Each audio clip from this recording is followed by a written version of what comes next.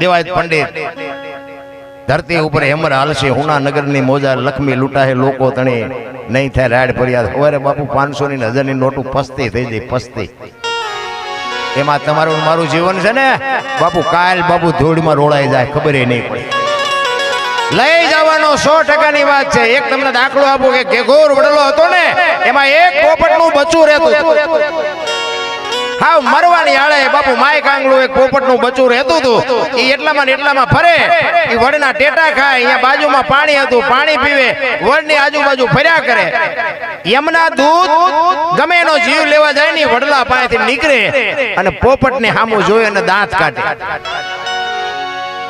પોપટનું બચ્ચું ગભરાય ઈ કે યમના દૂધ છે અને મારી આમું દાંત કાઢે છે મને લઈ જાય મને મારી નાખશે ઓલા ગમે એનો જીવ લેવા જાય ને ત્યાંથી નીકળે અને પોપટનું બચ્ચું સામું જોવે ને અને યમના દૂધ દાંત કાઢે એટલે પોપટના બચ્ચાને ફફડાટ બાપુ બેસી જાય કે આ મને લઈ જાય છે આ મને મારી નાખશે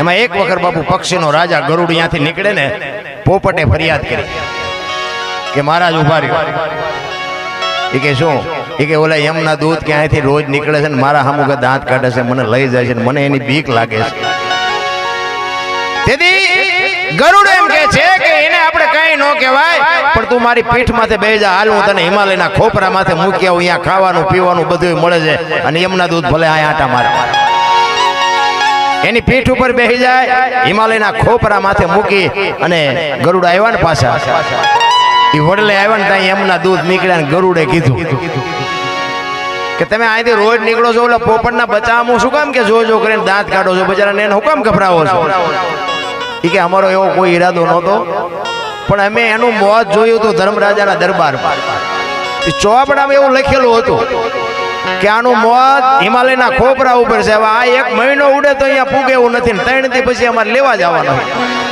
અમને એમ થયું કે ખોપરે પહોંચશે કેદી તો કે ખોપરે તો હું મૂકીને આવ્યો કે મૂકીને આવ્યા તો કે હા તો કે એ ગયો હતો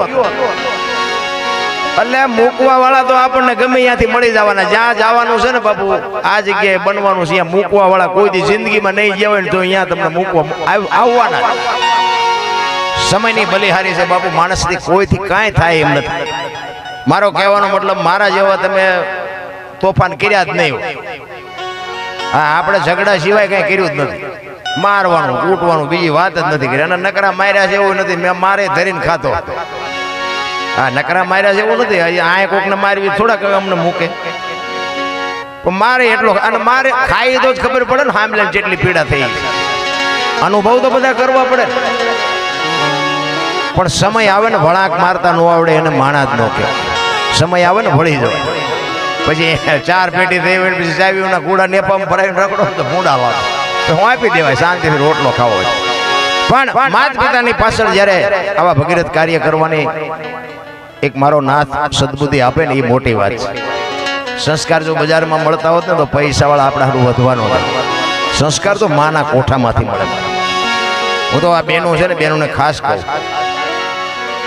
કે ઉદરમાંથી બાપુ સંતાનને તમે ધારો ને એવા કરી શકો આજે ગોપીચંદ ને ભરતરી જેવા દીકરા થાય ને ગંગા સતી પાનબાઈ જેવી દીકરીઓ થાય ન થાય એવું નથી પણ જે ફેશને દી ઉઠાડ્યો છે ને ભાઈ જો કે બહેનોને મારી વાત કડવી લાગશે માફ કરજો પણ દેહના પ્રદર્શન નો હોય તમે તો શક્તિ છો મારા બાપ તમે ધારો તો આજે બાળીને ભસ્મ કરી દો તાકાત છે તમારી પણ તમે ભૂલી ગયા મહાપુરુષો એટલે કે છે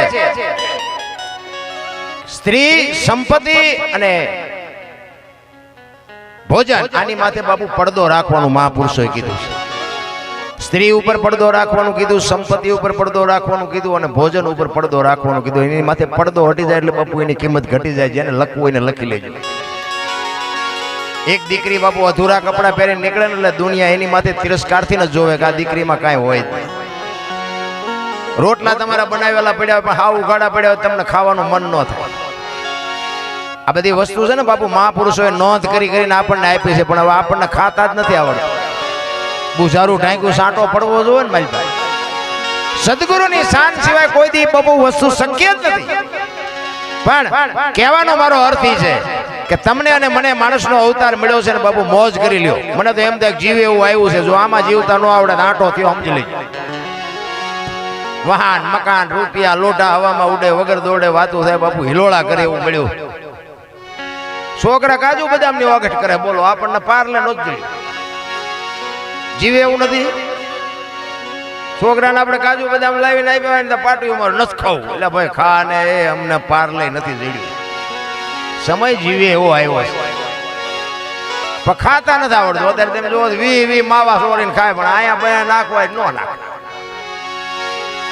હું દૂધ આલ્યું છે નોકું તમે જોજો ચોખ્ખું ઘી લઈને બજારમાં રાડ્યું પાડજો ચોખ્ખું ઘી છે ચોખ્ખું ઘી ખપે મને કહેજો. બોલા દારૂ બાવળી એમ બેસે તોય ખપી જાય બોલો પીપડે ખપાય બોલ ખોટું જ નથી આલ્યું. ખબર છે બધાને કે આમાં પતન થઈ જાય સારું નથી. બોલો ચોખ્ખું વેચે તો કે આ બજારમાં રાડ્યું પડે એમાં કઈ ન હોય. બોલો સાનો માનો વ્યક્તિ હોય ને ત્યાં કઈ એનો પ્રચાર કરાય તોય ખપે બોલો પીપડા બે લીટરના પીપડા ખૂટી રહે. આ સમય છે ને આની માલિકોર બાપુ જે વ્યવસ્થિત જીવવું ની અઘરી બાબત છે. મહાપુરુષો વાત કરે છે એટલે હશે તો ખરું કઈ પણ મને એમાં બહુ ટપા નથી પડતા કે કર્મ સારું કરો તો સારું ફળ મળે અને ખરાબ કરો તો ખરાબ ફળ મળે. તો હું એમ કહું છું કે ભજન કરે એવડે દુઃખી છે દુનિયાના બૂસ મારે એ સુખી છે. શું આપણે સમજવું? આપણે રામ રામ રામ કરીશી સીતાજી રામ ને પરણે આખી જિંદગી મારો દી ન હોય ગયો શું કરમ છે?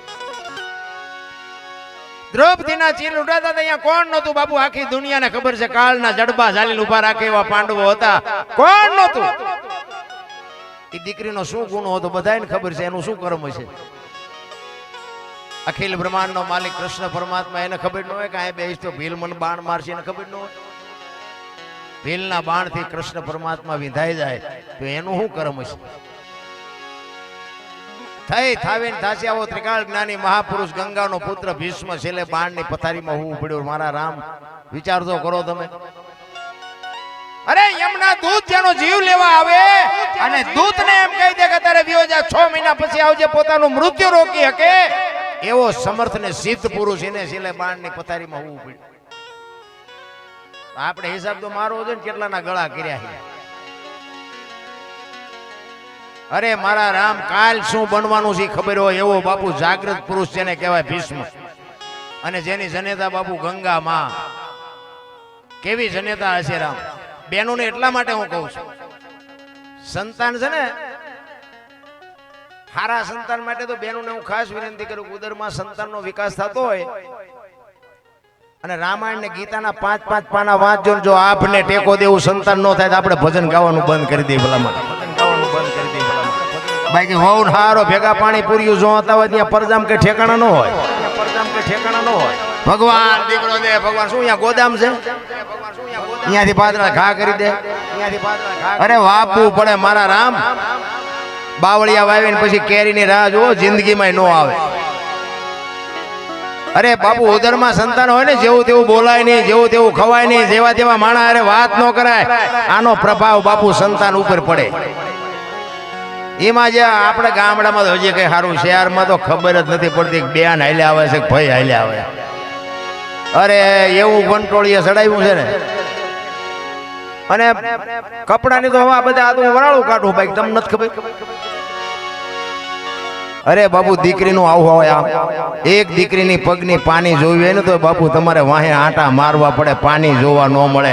એ દીકરીઓ તમે જોવો તો અડધા શરીર ઉઘાડા રાખીને મારા બાપ શું પ્રદર્શન કરીને તમારે શું સાબિત કરવું છે નથી ખબર પડતી.